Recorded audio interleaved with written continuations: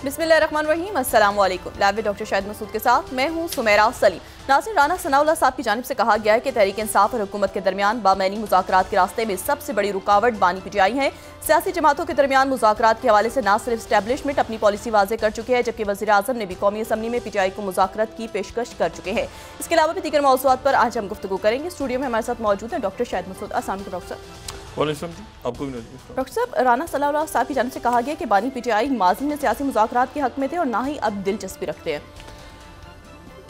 देखिए जी, मुज़ाकरात तो इनके होने चाहिए लेकिन होंगे नहीं, कोई उसमें कोई उसके आसार नहीं है। होने चाहिए, होंगे नहीं। और ये मुल्क का इसमें नुकसान हो रहा है। और होंगे इसलिए नहीं कि अनाव का मसला है और तलखियाँ बहुत ज़्यादा हैं। वो जो तजवीज़ आई है कि अख्तर मेगल साहब को और असद ज़ई साहब को और बाकी शख्सियात को दरमियान में आके पहले थोड़ी सी तलखियों को कम करवाना चाहिए। अगर नवाज शरीफ साहब भी उसका हिस्सा बन जाए तो बहुत अच्छा है, जरदारी साहब भी हिस्सा बन जाए और बाकी जो लोग हैं वो भी उसका हिस्सा बने और तलखियाँ ज़रा कम हों। लेकिन ये कि बीच में हर पार्टी के अंदर हॉक्स भी होते हैं और डर्स भी होते हैं, तो वो इसलिए। लेकिन जो खान साहब है वो मेरा नहीं ख्याल कि वो मुज़ाकरात के लिए अब तक तैयार हैं। और उनका कहना यह है कि इलेक्शंस या मैंडेट। बाकी जो मदारिस का मामला है, देखिए मदारिस तो हमारे बड़े ज़बरदस्त हमारे वहाँ के बच्चे हैं, स्कूलों के भी, यूनिवर्सिटीज़ के भी, मदारिस के भी नौजवान हैं सारे। जिसको जहाँ मौका मिले वो पढ़े, ना पढ़ने का मौका मिलता है लोग स्किल्स सीखते हैं। लेकिन ये आप देखें तकसीम ये कोई इस वक्त है ये सारे तनाज़ात छेड़ने का। वो देखें यूनान जाते हुए जो एक सानिया पेश आया, किस कदर अफसोसनाक वाक़या है और जो हालात हैं पूरी दुनिया के। और मैं आपको सिर्फ एक बात, ये सारी बातों से छोड़ के दो बातें। पहली बात तो ये सिस्टम अरेंजमेंट कोलैप्स हो चुका है। अब इसको जितनी देर आपने खींचना है खींचें और मुल्क का नुकसान करें, जब तक ये सारे इसमें स्टेक होल्डर्स बैठ के ये रूल्स ऑफ द गेम जो शाहिद खान अब्बासी साहब लफ्ज़ से इस्तेमाल करते हैं ना, रूल्स ऑफ द गेम्स तय नहीं करेंगे कि आगे कैसे चलना है हमने, तो उस वक्त तक ये मामला। एक बात। दूसरी बात यह है कि आपको एक बड़े रिफॉर्म्स की ज़रूरत है मुल्क को। अगर आगे हमने जाना है जो, तो रिफॉर्म चाहिए आपको। रिफॉर्म्स पुलिस में भी चाहिए आपको, रिफॉर्म्स एजुकेशन में भी। सारे मसाइल, मुल्क में मसाइल का अंबार है। ये हंगर गेम से निकल के अगर हम थोड़ा सा ज़रूर देखें, अंबार है मसाइल का। और उसमें सबसे बड़ा, आप कानून का ख़जाना भी बाहर से लेंगे जब तक आप अक्रॉस द बोर्ड अकाउंटेबिलिटी नहीं करेंगे। Across the board accountability, political which hunting नहीं जो होती रही है जब से वो एहतसाब ब्यूरो और फिर नैब और अभी तक हो रहा है। तो जब तक एक प्रॉपर आप एक कोई कायदा कानून नहीं बनाएंगे। कितने दिन हो गए हैं मुझे बताएं कि कोई स्कैंडल नहीं आया। ये कभी आपने सुना है कि प्रेस में एक मुल्क में करप्शन ही निकला है? तो सब अच्छा है कि खबर है, कोई कुछ हो ही नहीं रहा। तो आखिरी वो गंदम वंदम की आया था, कुछ हो ही नहीं रहा।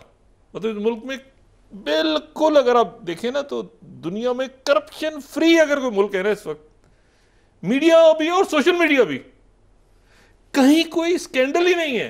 भाई ये बात हो रही है, फलां अच्छा है, फलां बुरा है, ये तो पार्टी अच्छी, वो पार्टी, कोई स्टोरी है ही नहीं, कोई स्टोरी नहीं है। आखिर में मुझे याद पड़ता है शायद वो स्टोरीज आई थी, वो ओमनी ग्रुप या पता नहीं क्या बना था कोई, उसके बाद से लेके अभी तक कुछ हुआ ही नहीं है इस मुल्क में पिछले 10 सालों में। कितने अच्छे लोग हैं हम, कितने नेक परहेजगार, कितने ज़बरदस्त लोग हैं, है ना। कोई हमारे यहाँ करप्शन नाम की कोई चीज़ ही नहीं है। तो हमें तो करप्शन फ्री इंडेक्स में सबसे ऊपर होना चाहिए ना। वो पता नहीं कौन धांधली करके हमें नीचे फेंक देता है उठा के। ये नहीं, उस इंडेक्स में वैसे ऊपर है हम, माजरत, उसमें हम ऊपर हैं। ये क्या तमाशा लगाया हुआ है। ये इनसे निकल के सब आगे बढ़ें बैठ के और मुल्क को इन बुरानों से खट्टे निकालें सारे।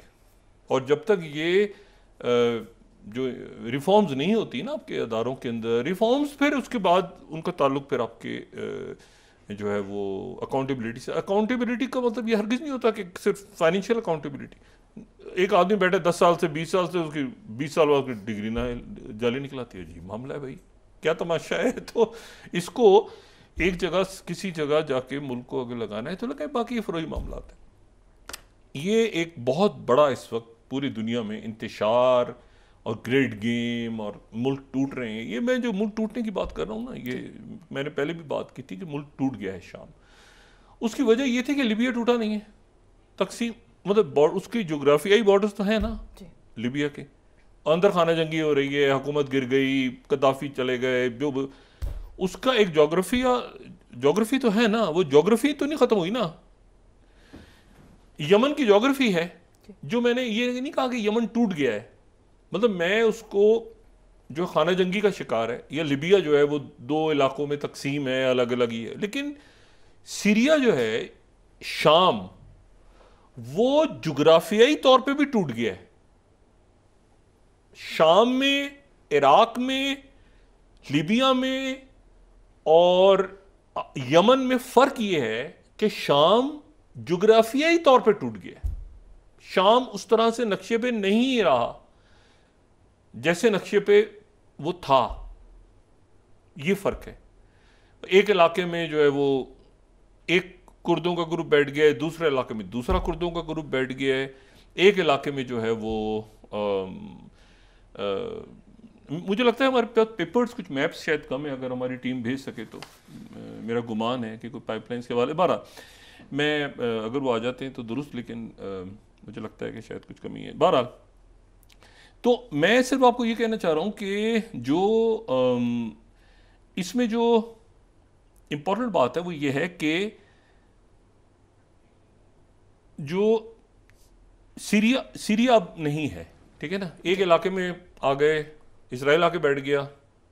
अभी नेतन्याहू के हवाले से खबर आ रही है कि वो मिस्र जा रहे हैं शायद, और वहाँ पे लेकिन उस खबर की फिर कंफर्मेशन भी नहीं हो रही, फिर उसकी तरदीद भी आई है कि स्पोक्स पर्सन ने, लेकिन शायद क्योंकि जॉन कर्बी ने वहाँ पे कहा है अमेरिका में भी कि डील जो है तेज़ी के साथ आगे बढ़ रही है और हमास के साथ मामला शायद तय हो जाएं, क्योंकि वो जो फिलाडेल्फी कॉरिडोर और जो नतज़िम कॉरिडोर दरमियान में जहाँ पे फ़ौजें मौजूद थी उनके ऊपर इसरार है हमास का, तो वो लेकिन बातचीत आगे बढ़ रही है।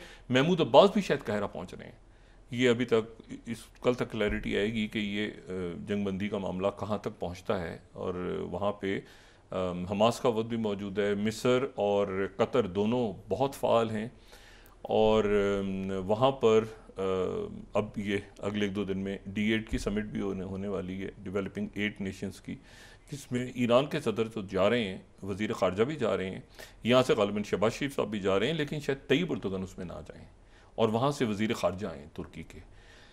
अगर तय्यब एर्दोगन वहाँ आते तो एक मौका था जहाँ वो ईरान और तुर्की के दरमियान जो है वो उनके दोनों के सदूर की मुलाकात हो जाती है, लेकिन शायद तय्यब एर्दोगन वहाँ ना जाएँ, शायद चले जाएँ, अभी तक टर्की ने उसको कंफर्म नहीं किया।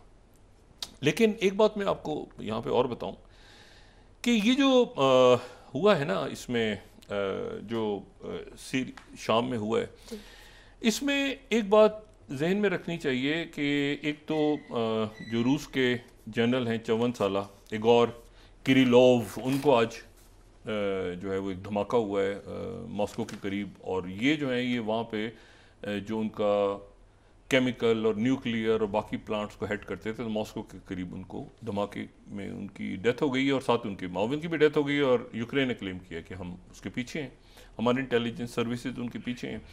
अच्छा, मैं आपको सिर्फ यहाँ पे एक बात बताऊँ कि मैं अगर ये सीरिया में ना बड़ा मुख्तसर सा मैं इसको डिस्कस करूँगा, ज़्यादा इसमें मैं डिटेल में नहीं जाऊँगा। अगर हम UAE का बड़ा मुमताज़ जरीदा है द नेशनल को अगर हम उसका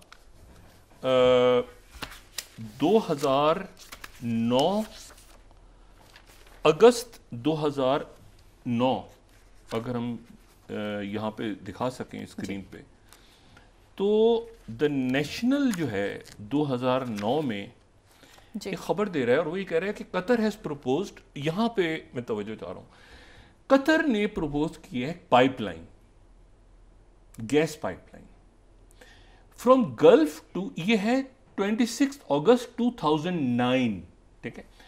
Qatar has proposed gas pipeline gulf से तुर्की तक in a sign the emirate is considering the further expansion of exports from the world's biggest gas field Qatar में LNG की सपोर्ट होनी चाहिए। आगे फिर नेशनल जो है, ये रेफरेंस के तौर पे बता रहा हूँ, आगे फिर नेशनल ही कह रहा है कि जी इसमें ये जो है शेख हमद बिन खलीफा असानी कतर के जो अमीर हैं उस वक्त के, उन्होंने पिछले हफ्ते कहा, और उनकी टॉक्स किससे हुई हैं? टर्किश प्रेसिडेंट अब्दुल्ला गुल से और वजीर आजम तैयब उर्दगन से, वेस्टर्न टर्किश टाउन में।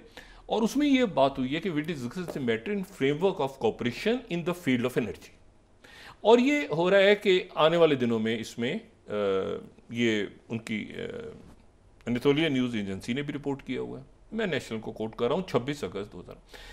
अब इसमें स्टिकिंग पॉइंट क्या है 2009 में? 2009 में स्टिकिंग पॉइंट ये है कि कतर से तुर्की की पाइपलाइन जो है, it could be transit agreement. अगर हम नक्शा भी देखें, अभी नक्शे पे नज़र डाल लेंगे, तो इसको गुजरना पड़ेगा। कतर से तुर्की डायरेक्ट नहीं जा सकते, एक दरमियान में सऊदी अरब से गुजरना पड़ेगा। और पॉलिटिक इसमें जो है will kingdom of Saudi Arabia की चाहिए, इन्वेस्टमेंट जो है वो कम्युनिटी इस प्रपोजल को ले, ये मैनेजर अबू धाबी ऑफिस ने इनसे बात की। और दूसरी जो बात है, फिर ये कहते हैं कि सऊदी अपोजिशन है इसमें, सऊदी अरेबिया इसको शायद कबूल ना करे कि कतर से वो कुवैत में जाए पाइपलाइन, और फिर जो, क्योंकि देखें ना, वो कतर से वो जाएगी कुवैत, कुवैत से जाएगी शायद सऊदी अरेबिया, सऊदी अरेबिया से जाएगी वो आगे, तो वो तो फिर उसका जो मेन बेनिफिशियरी है वो तो कतर होगा, तो सऊदी अरेबिया क्यों एग्री करेगा? ये मैं आपको बता रहा हूँ, द नेशनल को कोट कर रहा हूँ। और इसमें जो इम्पॉर्टेंट बात है वो ये है कि जो मैप है उसमें भी ये हमें उस पाइपलाइन का पता नहीं मैप यहाँ पर हमारे सामने है या नहीं, लेकिन वो जो प्रपोज पाइपलाइन है, वो प्रपोज पाइपलाइन जो जा रही है कतर से, वो कतर से पाइपलाइन एक प्रपोज होती है जो कि टर्की तक उसने जाना है, लेकिन वो पाइपलाइन का प्लान इनके बकौल वो नहीं बन पाता। ये दूसरी पाइपलाइन है। अच्छा, इस पाइपलाइन को देखें, ये जो पाइपलाइन है ये नब्यूको गैस पाइपलाइन है। ये नब्यूको गैस पाइपलाइन जो है ये आज़रबाईजान से शुरू होती है, उसके बाद ये आर्मीनिया में से नहीं, आर्मीनिया से नहीं गुजरी, से जॉर्जिया से गुजर रही है, फिर उसके बाद ये टर्की में आ रही है, फिर ये जनाब बल्गारिया में जा रही है, फिर रोमानिया में जा रही है, हंगरी में, यानी ये जो है ये कैस्पियन सी से डायरेक्ट इसने जाना था जो है वो यूरोप तक। अच्छा, लेकिन इसने जाना क्यों था? इसने जाना इसलिए था, ये जब प्लान स्टार्ट हुआ था तो इसका मकसद ये था इस प्लान का कि रशिया बाईपास हो जाए और कैस्पियन से एक पाइपलाइन बिछे जो रशिया को बाईपास करते हुए, और ये प्लान चल रहा था क्योंकि मतलब ये ज़हन में रखें कि सारा जो खेल है उसके पीछे कहीं ऑयल एंड गैस ज़रूर है इस पूरे खत्ते में। तो उस वक्त ये प्लान था कि जी ये एक पाइपलाइन बनेगी नबूको पाइपलाइन, और इस नबूको पाइपलाइन में जो है वो जो है इसको रशिया को इसमें बाईपास करना है। जिस किसी ने देखना है तो वो मिसाल के तौर पे ये 8th स्लाइड, अगर मैं 27 जनवरी 2009 को चला जाऊं तो यूरोपीय यूनियन फ्रांस 24, यूरोपीय union backs Nabucco pipeline to get off Russian gas. अभी जॉर्जिया में हंगामे हो चुके हैं शुरू, ठीक है, जॉर्जिया में हंगामे शुरू हो चुके हैं, और जॉर्जिया और ये नेटो का फड्डा हो चुका है, यूक्रेन में भी होना है 2014 वाला फड्डा, लेकिन दरमियान में यूरोप ये सोच रहा है कि किस तरह से हम एक गैस पाइपलाइन लेकर आए जो कि डायरेक्ट मॉस्को की डिपेंडेंसी खत्म हो जाए, मॉस्को के डिपेंडेंट ना रहे। अच्छा, बशारुल असद जो हैं वो 2011 में, जो जनवरी 2011 है, उसमें वही बशारुल असद एक 4 सीज स्ट्रेटेजी दुनिया के सामने लाते हैं कि शाम में ज़्यादा गैस तो नहीं है, ना ऑयल है मगर इतना नहीं है जितना आसपास के मुल्क, लेकिन शाम की स्ट्रेटेजिक लोकेशन ऐसी है कि 4 सीज स्ट्रेटेजी है कि कैस्पियन भी है, ब्लैक सी भी है, मेडिटेरियन भी और पर्शियन या अरेबियन सी भी है। तो इनके दरमियान उसको कहते हैं 4 सीज स्ट्रेटेजी। 4 सीज के 4 समंदर हैं, ठीक है, और उनके दरमियान जो, क्योंकि सीरिया की बड़ी एक इंपॉर्टेंस है, तो हम यहाँ से मुख्तलिफ पाइपलाइंस को हम यहाँ से बनाते हैं। और ये मैं यूपीआई, ठीक है, इसको मैं कोट कर रहा हूँ कि ये जनवरी 2011 4th slide, Syria Assad pushes four seas strategy. मैं रेफरेंस दे रहा हूं कि जिसने डिटेल में पढ़ना हो फिर उसको पढ़ ले कि सीरिया जो है वो ये कहता है ईरान जरा बुलाए, वो ये कह रहे हैं कि जी एक जबरदस्त किस्म की यहां पे एक फोर सी स्ट्रेटेजी बननी चाहिए, और वो फोर सी स्ट्रेटेजी जो है वो उसमें ये चार जो समंदर हैं उनके दरमियान सीरिया मौजूद है, तो फोर सी स्ट्रेटेजी हमारी आनी चाहिए। ये फोर सी स्ट्रेटेजी की वो बात करते हैं, इसके 2 महीनों के बाद खाना जंगी शुरू हो जाती है शाम में, और खाना जंगी शुरू हो जाती है, और खाना जंगी शुरू होने के बाद जो है वो वहाँ पर उसके बाद वो खाना जंगी बढ़ती जाती है।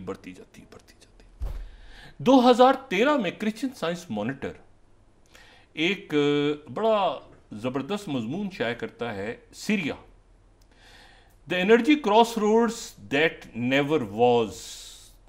यानी ये वो मुल्क है जो अपने आप को कहता था कि एनर्जी के हम क्रॉस रोड्स पे हैं, लेकिन ऐसा कोई क्रॉस रोड नहीं था, कोई फोर्सेस स्ट्रेटजी थी ही नहीं। और एक ज़माने में बशार अल असद जो कहते थे कि फ्यूचर हब बनेगा ऑयल ट्रांसपोर्ट का और यूरोपियन मार्केट्स तक लेके जाएंगे, तो 2.5 साल की सिविल वॉर में तो ये प्लान तबाह बर्बाद हो चुका है। ये है क्रिश्चियन साइंस मॉनिटर 13 सितंबर 2013।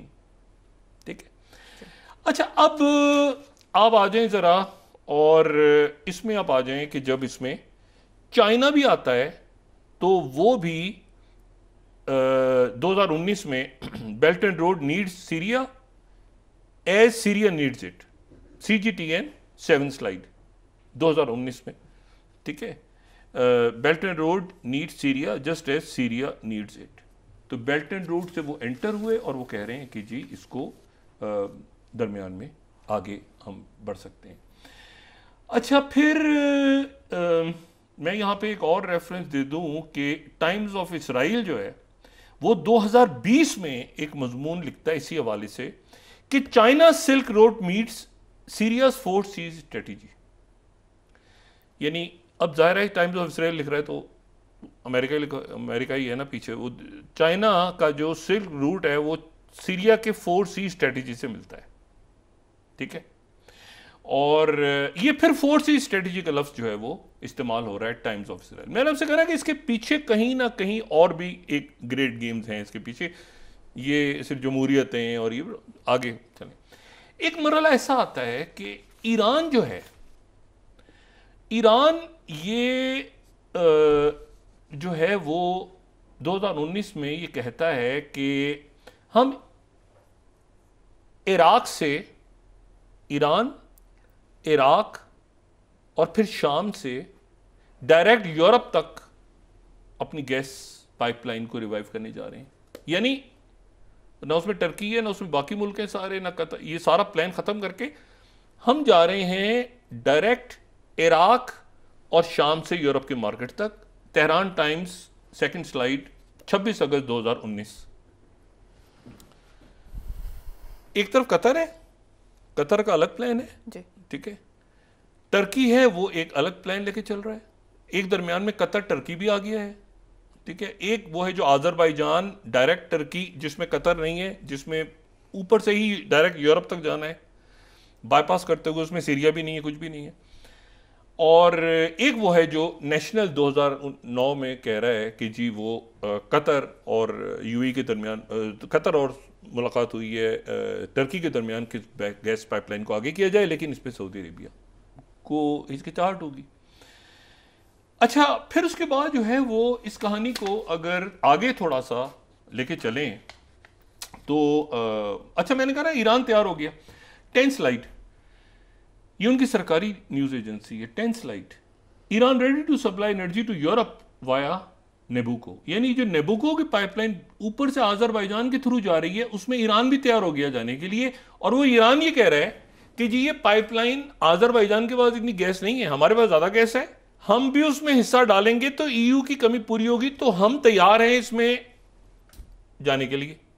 यानी ईरान ने भी सीरिया को बाईपास कर दिया। अब ईरान कह रहा है कि हम उस पाइपलाइन में जाने को तैयार हैं जिस जो पाइपलाइन शुरू की है नेबुको, टर्की ने रशिया को बाईपास करने के लिए। ये सारा रशिया के अगेंस्ट हो रही है, में रखें। तो ईरान भी उसका हिस्सा बनने को तैयार हो गया है एक मरहले पे, और मैं कोर्ट वहां पे इसीलिए उनकी जो है वो कर रहा हूं यहाँ पे उनकी अच्छा, अब यहाँ पर आप आ जाएं और इसको कहानी को आप लेके चलें। इस कहानी को पॉलिटिको का एक आर्टिकल जो है बड़ा इंटरेस्टिंग है, और वो है why the Arabs don't want us in Syria. Why the Arabs don't want us in Syria, यानी अमेरिकन लिख रहे हैं ना, they don't hate our freedoms, ठीक है। और ये है 2016, फरवरी 23, 2016, पॉलिटिको। इस मजमून की इंपॉर्टेंस ये है कि इसके जो लिखारी हैं वो हैं Robert F Kennedy junior. Robert F Kennedy junior जो कि मौजूदा ट्रंप के दौर में सदारती उम्मीदवार भी थे, और अब ट्रंप की हेल्थ को देख रहे हैं, वो हेल्थ के इंचार्ज हैं, तो और कैनेडी खानदान के, तो वो इसके लिखारी हैं। अब यहां से ये बड़ा रेफरेंस दे दिया, इसको पढ़ें और सर धुने आदमी के क्या, पूरी कहानी, वो लंबा मजमून है, और पूरी वो कहते हैं कि जी बशारुल असद के खिलाफ जो है वो जो अरब्स हैं वो ये कहते हैं कि ये 2011 से नहीं शुरू हुई थी, बल्कि 2000 से शुरू हो गई थी, जब कतर ने एक 10 बिलियन का 1500 किलोमीटर का प्रपोजल दिया था। ये लिख रहे हैं रॉबर्ट एफ कैनेडी जूनियर। ये इंपॉर्टेंस है इस मजमून की। वो Saudi Arabia, Jordan, Syria, Turkey, Qatar ने शेयर किया ईरान के साथ, वो जो है वो शेयर करता है अपनी ऑयल फील्ड को, सबसे ज़्यादा वहाँ पे ऐसे है। और कतर जो है वो यूरोप की मार्केट तक जाना चाहता है, LNG वगैरह वगैरह वगैरह होता रहा है, ठीक है ना। प्रपोज पाइपलाइन जो है वो कतर से डायरेक्टली टू यूरोपीय एनर्जी फलाना डिमाकना। और फिर उसके बाद कतर टर्की पाइपलाइन जो है, कतर टर्की पाइपलाइन, वो Sunni kingdom of Persian gulf, ये आगे पीछे, ठीक है। ये दो पाइपलाइंस के ऊपर कतर जो है उसमें 2 मैसिव मिलिट्री बेसिस हैं, ये सारा। EU जो है उनके पास 30% गैसेज रशिया से आती हैं, और ये जो चीप है, और टर्की जो है वो रशिया का 2nd लार्जेस्ट गैस कॉस्ट। ये इंटरेस्टिंग है। तो पाइपलाइंस के ऊपर वो बात कर रहे हैं, और यहाँ बात हो रही है सीरिया की बात हो रही है, और पाइपलाइंस की बात हो रही है, ये ध्यान में रखें।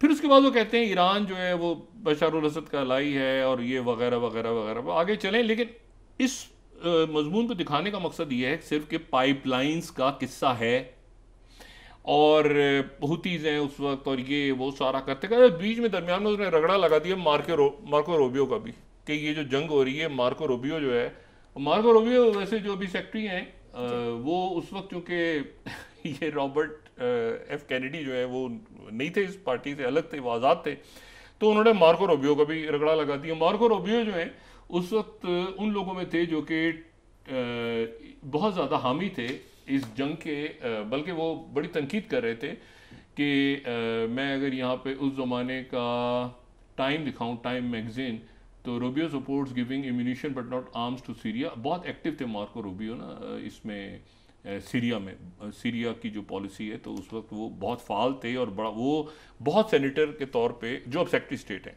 तो सेक्रेटरी स्टेट का रगड़ा भी लगा दिया उन्होंने उस मजमून में कि ये मार्को रूबियो और बाकी सारे लोगों ने जो जंग छेड़ी है सीरिया में, वो उसके पीछे पाइपलाइन।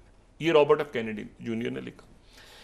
अच्छा, अब मौजूदा हालात में ये बात इंपॉर्टेंट है कि जो चंद रोज़ पहले मैं ये देख रहा था कि इसमें ये दोबारा ये बात शुरू हुई है। एक तो डोनाल्ड ट्रंप ने कहा कि जी अनफ्रेंडली टेक ओवर हुआ है, ठीक है ना, अनफ्रेंडली टेक ओवर हुआ है, और टर्की का ये कहना है, जाहिर है कि मतलब टर्की ने इसको, टर्की की मीडिया ने इसको इसी तरह से बात की है। अगर हम फाइनेंशियल टाइम्स को यहाँ पे दिखाएं तो फाइनेंशियल टाइम्स ने किसी और तरह खबर दी है कि डोनाल्ड ट्रंप सेज 21वीं स्लाइड के टर्की वॉज बिहाइंड ये ग्रुप, लेकिन इसको टर्की का मीडिया कह रहा है कि भाई ट्रंप ने ये कहा कि अब जो की है वो टर्की रोल प्ले करेगा, क्योंकि जाहिर है कि टर्की का एक रोल है, टर्की इस रीजन में, टर्की ऑटोमन पुरानी हिस्ट्री भी है, टर्की समझता भी है सर।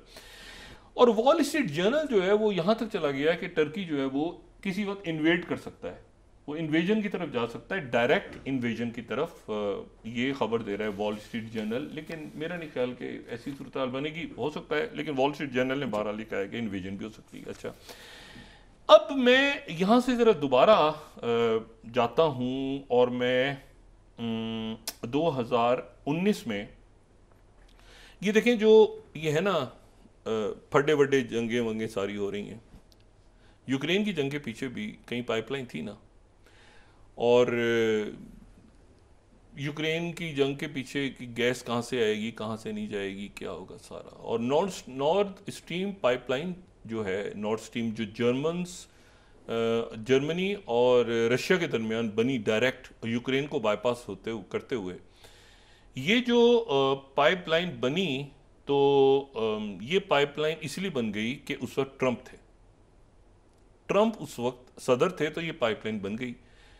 अगर बाइडेन होते तो पाइपलाइन ना बनती, बल्कि बाइडेन दौर में तो धमाके से उड़ गई, वो तबाह हो गई बिल्कुल, और जंग छिड़ गई यूक्रेन के साथ, और वो पाइपलाइन गैस वे सारी वो एक मामला ख़राब हो गए सारे। लेकिन ट्रंप के दौर में ये जो जर्मनी और जो रशिया के दरमियान ये पाइपलाइन बनी, और लेकिन जो एम्बेसडर थे अमेरिकन, वो जर्मनी में वो बहुत ज़्यादा खुश नहीं थे इससे, इस पाइपलाइन के बनने पे वो बहुत खुश नहीं थे। उनके ख्यालात का कुछ थोड़ा सा टकराव था प्रेसिडेंट ट्रंप के साथ, लेकिन वो ट्रंप के बड़े करीब थे। लेकिन वो कहीं ना कहीं वो उस वक्त, मैं अगर 2019 का वॉशिंगटन पोस्ट देखूं, तो US ambassador in Berlin warn Germans about Russian gas pipeline triggering applause elsewhere. ठीक है, अच्छा, और उन्होंने financial times, US envoy defends north stream 2 sanctions, जब पाबंदियां लगी इस पे, एज प्रो यूरोपियन। ठीक है, तो वो जो थे वो नॉर्थ स्ट्रीम 2 के बहुत ज़्यादा हामी नहीं थे वो। अब ये वही जर्मनी में डोनाल्ड ट्रंप के एम्बेसडर थे जो आजकल पिछले 24-48 घंटों में पाकिस्तान में जिनका काफ़ी नाम चल रहा है, काफ़ी पॉपुलैरिटी उन्होंने इख्तियार कर ली है अपने 2 ट्वीट्स के हवाले से। एक उनका 26 नवंबर को ट्वीट था, और एक उनका जो है वो आज सुबह ट्वीट था।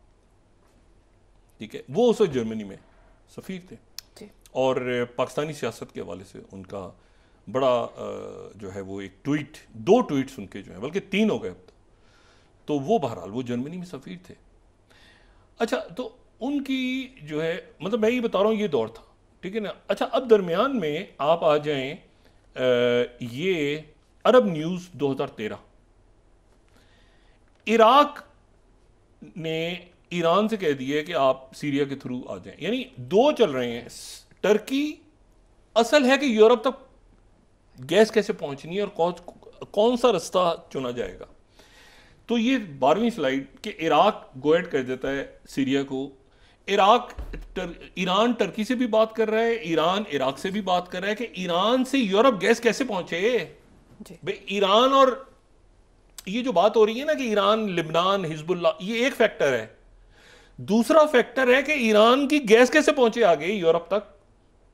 तो ये अरब न्यूज़ कह रहा है कि Iraq gives go ahead for Iranian pipeline to Syria. कभी ईरान कह रहा है कि हम वो टर्की वाली पाइपलाइन में घुसते हैं, कभी वो कह रहा है कि हम ये यहाँ से एक पाइपलाइन बिछाते हैं इराक से, और इराक से वो, क्योंकि असल बात ये है कि आपने यूरोप तक गैस कैसे पहुंचानी है।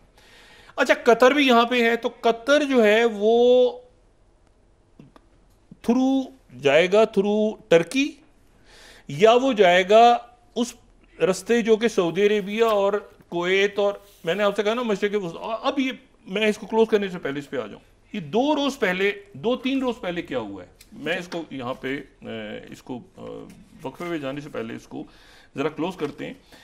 और वो ये है कि जो डेली हुर्रियत अगर हम दिखा सकें यहाँ पे, तो उसमें ये खबर आ रही है 11th कि जो टर्की में जो उनके मिनिस्टर हैं गालिबन पेट्रोलियम के, वो कह रहे हैं कि Turkey Qatar natural gas pipeline could be revived.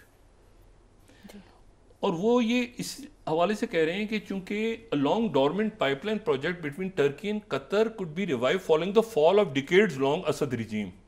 ठीक है, ये उनके जो एनर्जी के मिनिस्टर हैं उन्होंने कहा है।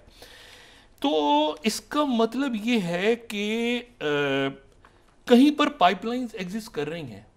अच्छा, 2011 में जब ये 2019 में जब ये, मैंने आपसे कहा ना कि पाकिस्तान में बड़ी मकबूल हो गई एक शख्सियत ट्रंप इंतज़ामिया की, तो ये वो शख्सियत है जिनको उसके बाद हम 15 स्लाइड अगर देखें तो कहा जाता है ट्रम्प्स एजिटेटर इन बर्लिन। उन्होंने कहा बिल्कुल स्ट्रेट और कि नहीं होगा ये पाइपलाइन ऐसे इस तरह से नहीं, भी सैंक्शंस लगवा दी ट्रम्प एक तरफ और ट्रम्प ने कहा ठीक है लगाओ। ये 19 स्लाइड DW और इनका नाम है रिचर्ड ग्रेनेल और ये वो हैं जिनके 3 अदद ट्वीट्स पाकिस्तान में पिछले चंद घंटों से बड़े पॉपुलर हैं और ये बड़ी अहम पोजीशन पे ट्रम्प इंतजामिया में आ गई। गैस पाइपलाइन का खेल है। एक ये है कि ईरान तुर्की, लेकिन कैसे असद के गिरने के बाद। दूसरा, ईरान कोशिश कर रहा था डायरेक्ट यूरोपियन मार्केट तक जाने की बकौल जॉन एफ कैनेडी जूनियर के। और अब ये है कि ये सीरिया जो है, सीरिया के अंदर और भी बहुत सारे झगड़े फसाद होंगे, लेकिन असल बात यह है कि सीरिया से ईरान क्या अपनी पाइपलाइन आगे बिछा सकेगा और कतर अगर वो पाइपलाइन बिछाता है तुर्की तक, तो क्या कतर की जो ज्योग्राफी है वो सऊदी अरेबिया, जो कि नेशनल बता रहा है 2009 में, कुवैत और सऊदी अरेबिया अलाउ करेंगे कि वो उनके थ्रू तुर्की तक जाए? जी, ब्रेक के बाद डॉक्टर साहब डिस्कस करते हैं। नाज़रीन वापस आते हैं एक छोटे से ब्रेक। और 4 सी स्ट्रेटेजी जो थी बशारुल असद की, वो जब उसने अनाउंस की 2 महीने बाद खाने देनी शुरू हो गई और आज शाम को जी। नाज़रीन वापस आते हैं एक छोटे से ब्रेक के बाद।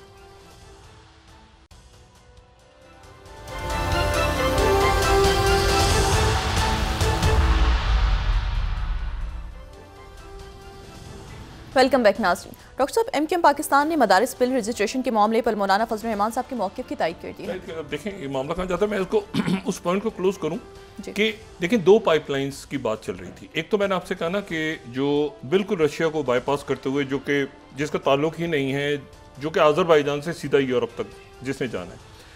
एक पाइपलाइन है जिसने कतर से शुरू होना है, कतर से शुरू होना था और कतर से शुरू होकर उसने टर्की और फिर जो है वो आगे जाना था। अगर हम उन पाइपलाइंस को एक थोड़ा सा उनका खाका देख सकें, उनके बारे में बात अभी की है जो टर्की में बात हुई ना, लेकिन कतर और टर्की के दरमियान फासला बहुत है और ये बड़े अरसे से, बड़े तवील अरसे से चल रहा है। ये 2 पाइपलाइंस हैं, इसको इस तरह समझ लें। एक है ईरान से इराक और सीरिया और सिर्फ आगे यूरोप आ गया, ठीक है ना, ये जो ब्लू है। दूसरी जो रेड है वो जाती है फिर सऊदी अरेबिया से। ये वो है जिसके बारे में नेशनल रिपोर्ट कर रहा है कई साल पहले कि जी सऊदी अरेबिया क्यों कहेगा कि कतर की पाइपलाइन हमारे दरमियान से गुजरे, ठीक है, लेकिन कतर की चूंकि डायरेक्ट कतर यूरोप तक तो नहीं जा सकता, तो ये ज्योग्राफी ऐसी है कि या तो टर्की, लेकिन टर्की के थ्रू कैसे जाएगा? अच्छा, ये दोनों सीरिया से गुजर रही हैं। इंटरेस्टिंग बात यह है कि अगर ईरान यूरोप तक पहुंचता है तो भी टर्की से गुजरता है इराक के थ्रू, और अगर कतर पहुंचता है टर्की तक तो फिर सीरिया से गुजरता है। यानी सीरिया एक ऐसी जगह है जहां दोनों के दोनों पाइपलाइंस के दरमियान में खड़ा है। और तभी वो बशारुल असद ने कहा था कि 4 सी स्ट्रेटेजी है।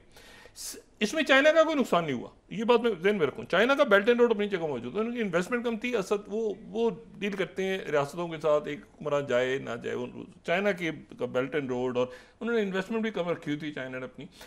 अच्छा, और दूसरी मैं आपको बात ही बताऊं कि इसमें रशिया का भी कोई खास नुकसान नहीं हुआ। देखिए, रशिया या तो ड्रैगन हो जाता, उसकी बेसिस, ये जो ग्रुप्स हैं इन्होंने कहा मैं अपनी बेसिस की इजाज़त देंगे, और या तो वो 1991 की तरह बॉक डाउन हो जाता ना, रशिया कूदता बीच में और बशारुल असद को बचाने की कोशिश करता, जैसे डॉक्टर नजीबुल्लाह को कोशिश की थी बचाने की। भाई डॉक्टर नजीबुल्लाह थे ना उस वक्त, उनकी बड़ी अफसोसनाक उनका इंतकाल हुआ क्योंकि तालिबान एंटर हुए, बाद में जो भी कुछ हुआ। लेकिन जब सोवियत फ़ौजें गई हैं तो डॉक्टर नजीबुल्लाह थे, और डॉक्टर नजीबुल्लाह से पहले जो हैं वो थे बबरक कारमल, काफ़ी अरसे तक थे, और बबरक कारमल से पहले तेज़ी के साथ मेरा ख्याल है, इनकी तरतीब मेरे ज़हन में नहीं आ रही, मेरा ख्याल है हफीज़ुल अमीन पहले थे, हफीज़ुल अमीन की जगह बबरक कारमल आए थे, और उनसे पहले नूर मोहम्मद तराकी थे, मेरा ख्याल है इस तरह से होता। मैं अगर तरतीब में, इन दोनों की तरतीब में कोई गलती कर रहा हूँ तो मैं उसमें माजरत चाहता हूँ, लेकिन ये इसी तरह से गालिबन थी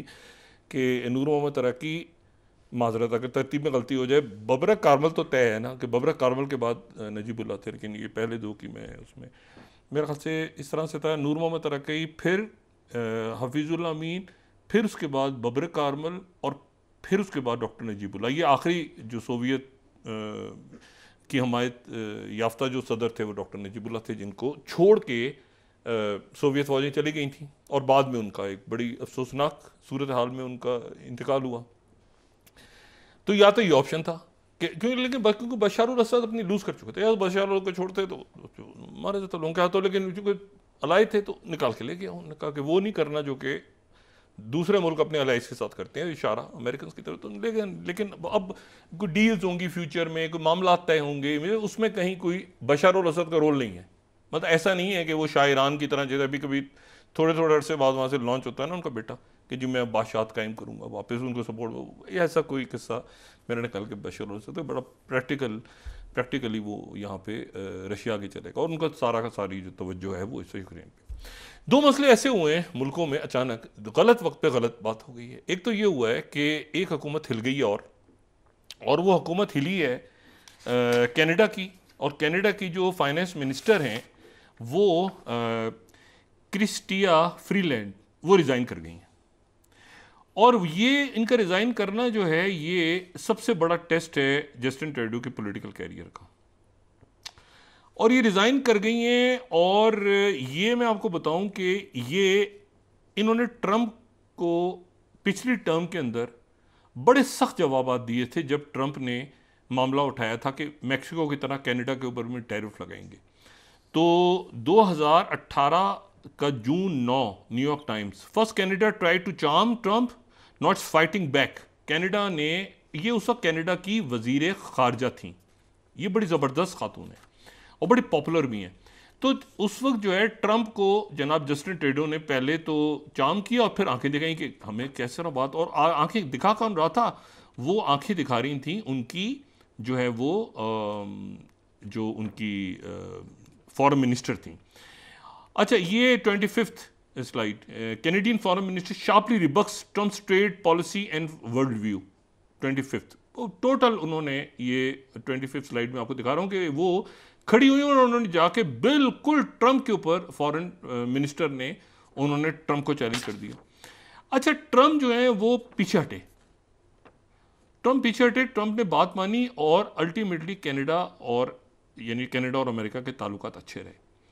लेकिन और फिर इतने अच्छे रहे कि 2018 में इनको डिप्लोमेट ऑफ द ईयर जो है वो, अगर 26वीं स्लाइड में दिखाऊं, फॉरेन पॉलिसी ने इनको डिप्लोमेट ऑफ द ईयर करार दिया क्रिस्टिया फ्रीलैंड को, ठीक है, डिप्लोमेट ऑफ द ईयर।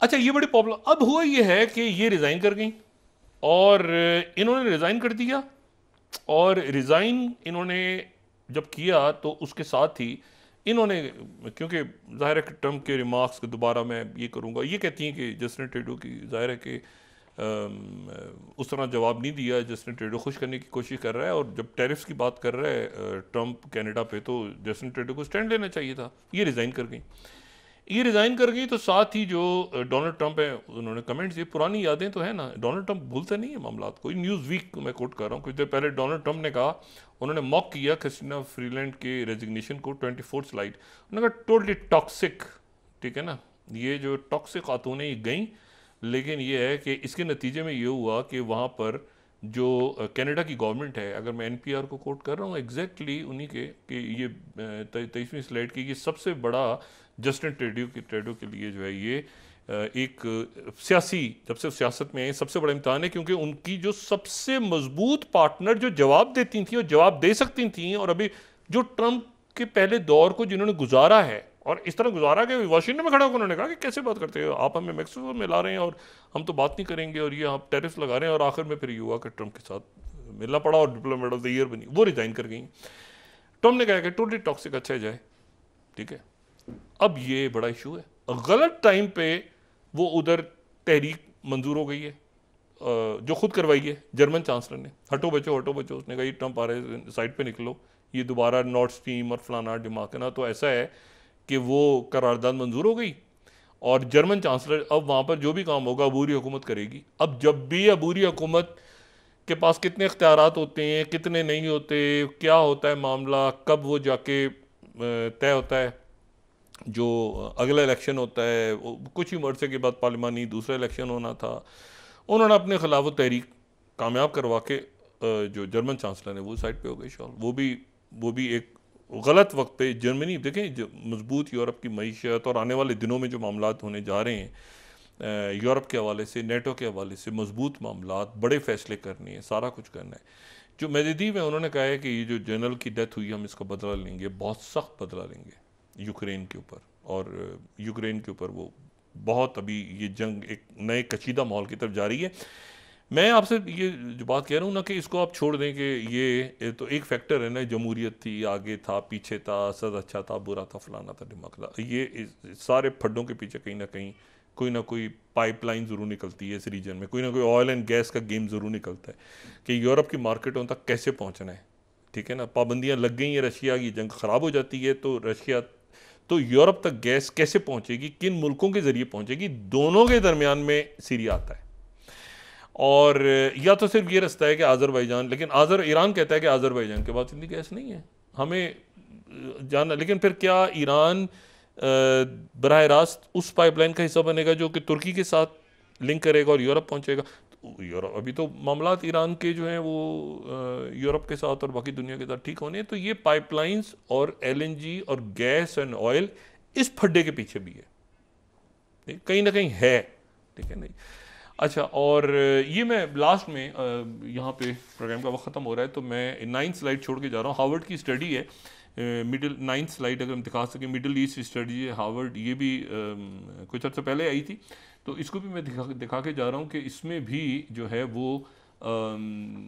इसको भी अगर आप स्टडी करें तो इसमें भी आपको बहुत ज़्यादा ऑयल एंड गैस के हवाले से इस पूरे रीजन का, ये मैं यहाँ पे सिर्फ इसको टाइटल दे रहा हूँ, आप सर्च करेंगे तो आपको पूरा सीरिया के हवाले से जो ऑयल एंड गैस की पाइपलाइंस हैं वो सारा आपको इसमें नज़र आ जाएगा। अच्छा, एनीवे, तो मैं सिर्फ आपको बात ही कहने जा रहा हूँ कि इसमें अब सूरत हाल ये है कि जो वो जोग्राफी ख़त्म हो गई, वो जोग्राफी है सच सीरिया की, यानी ये बलादु शाम है या पूरा इलाका, इस इलाके की अपनी सिग्निफिकेंस है, ये वो है जो कि फ्रांस छोड़ के गया था। अब सवाल ये पैदा होता है कि ये क्या, एक तो ये है कि ये क्या इसमें टर्की आएगा? इसमें देखें सबसे ज़्यादा अगर किसी का इंटरेस्ट है तो वो टर्की का है कि टर्की के वो क्या दोनों कुर्दों के दरमियान टर्की आता है और उनको रोकता है, जो PKK वाला इलाका है। अमेरिकन कितनी सपोर्ट करते हैं उसे, और जो पाइपलाइंस हैं वो क्या गुजरती हैं सीरिया के रास्ते ईरान वाली, या ईरान जाता है बराह रास्त उस पाइपलाइन को ज्वाइन करने के लिए जो कि रशिया को बाईपास करते हुए तजवीज़ की गई है, या ये है कि तुर्की और कतर के दरमियान पाइपलाइन मुआहदा तय होता है और क्या सऊदी अरब उसमें मानता है? तो लेट्स सी कि ये मामलात किस तरह बढ़ते हैं। एक तरफ ये सारी जंगें हो रही हैं, लेकिन एक तरफ ज़हन में रखें कि इसके पीछे चाहे वो इराक हो या बाकी मुल्क हो या लिबिया हो, इनके पीछे ऑयल एंड गैस की इंडस्ट्री। जी बहुत शुक्रिया डॉक्टर साहब। नाज़रीन के साथ ही आज का प्रोग्राम अपने इख्तिताम को पहुंचा। मुझे इसमें इजाज़त दीजिए, अल्लाह निगहबान। जी डॉक्टर साहब, अपना दोस्तों रिश्तेदारों को, दोनों के लोगों का सब ख्याल रखिएगा।